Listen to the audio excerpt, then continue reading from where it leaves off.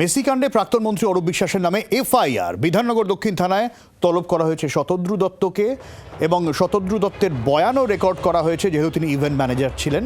বিধাননগর থানা পুলিশ এই বয়ান রেকর্ড করেছে। অরূপ বিশ্বাস, জুই বিশ্বাস এবং রাজীব কুমারের নামে এফআইআর।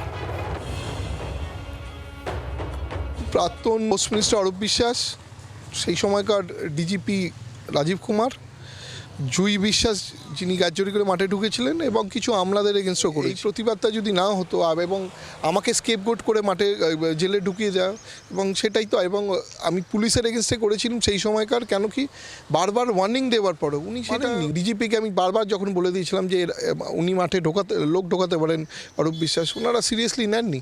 Z+ ইভেন্টে মাঠে লোক ঢুকবে কী করে অ্যাক্রেডিটেশন ছাড়া?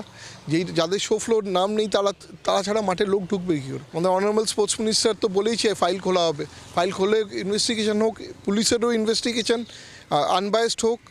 আমি তো আর কিছু চিটিংবাজি করিনি, মেসিকে বলেছিলাম, মেসিকেই এনেছিলাম।